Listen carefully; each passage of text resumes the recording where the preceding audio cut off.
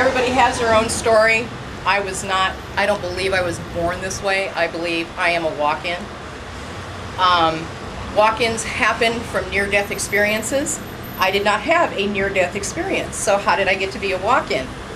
I went through an emotional death.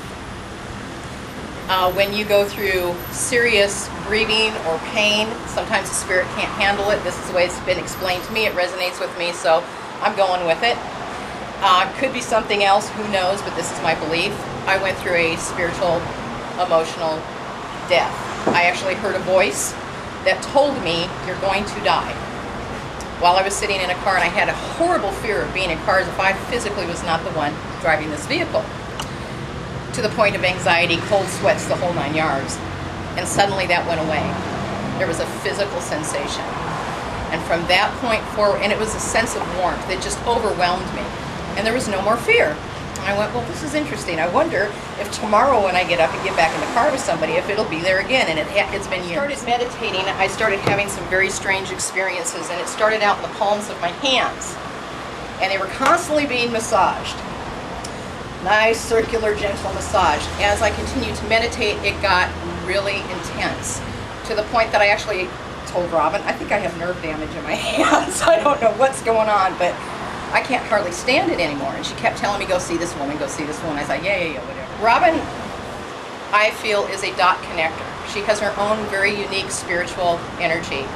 She has a way of bringing people together that need to talk to one another so that you can become more enlightened. Well, one thing led to another. She said, go buy these tickets to go see Dr. Pearl. And I did. Sometime shortly before this, I heard a voice during meditation that said, are you ready? It was a man's voice. It was clear as a bell. And I pulled those headphones off and I said, I think I heard that. Could you repeat that? Nothing. I got nothing. I was like, okay. So I said it mentally. Maybe they only speak to you telepathically. I don't know. Thinking it. Nothing. Put the headphones back on. About 10 minutes went by. And this voice said, well, are you? And I jerked those suckers off and I said, okay, wait, am I ready for what? Are we baking cookies? We painting the house? What are you asking me to do here? I don't know. Am I ready? I don't know. A couple months went by, not even that, probably about 4 or 5 weeks. And I was in meditation. I got to thinking. I said, this must be God. So I said, okay, God, if this is you, and I'm only addressing this to God. Anybody else? If it's somebody else, I don't even want to know. Whatever it is you're asking me to do, I'm ready. That next day, Robin showed up at my front door with this wonderful book. She said, read this, because we're going to go see this guy speak. And I said, okay, I guess I should know what he's talking about, huh? I couldn't put the book down for number one. It resonated with me so strongly. The other thing is that thing that was happening in my hands, I would literally sit down to read this book, and I would be in here somewhere doing this. Because my hands itched so bad. They were just resonating.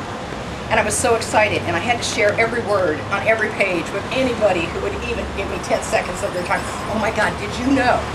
I was really excited about it. I've never done a healing. I have no clue. And I didn't need to know. It was intuitive. I knew exactly what to do. Got in my car, drove 1,000 miles, performed a healing. My mom is no longer wheelchair bound, which is great. She had gone from using a cane to using a walker to pretty much heading into a wheelchair. Multiple surgeries. Doctors couldn't help her. She's on morphine. She's got quite a mess. Mom's doing great. Anybody that wants to know, Mom's doing wonderful. I'm good at business. I'm better at this. This is natural. I still have all my business skills and I use them every day to run my own business. But this is not who I was years ago. And it's a little embarrassing sometimes to be talking to a group of people and going, yes, on the phone, applying for a loan, whatever it is. And so, what is it you do for a living? I'm a psychic. What do you say? I'm a psychic. Well, what do you do? I give readings and healings to people. So how's that going for you? Yeah, it's going pretty good. I'm liking it. I'm loving it. Going to the grocery store, same one you go to all the time. It doesn't make any difference, really. You have the crabby checker. Their feet hurt. They got to pick up the kids. Damn, did I pay the phone bill? Their mind is not there. They're crabby, and you're irritated that they're not smiling at you. Think a thought. This one thought. I'm sending you love. You don't have to say a word because that shifts your energy, and watch how differently people start to respond to you. Just do it. Just to experiment to see if what I'm saying is true. And all of a sudden people they soften.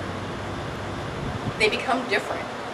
Don't put yourself in a box and believe that what you're walking around in right now is all there is, because it's much larger. These books are really educational, very informative, and they'll teach you a lot about the power of thought, intent, adjusting your future, and adjusting the future of the person sitting next to you and the person sitting next to them.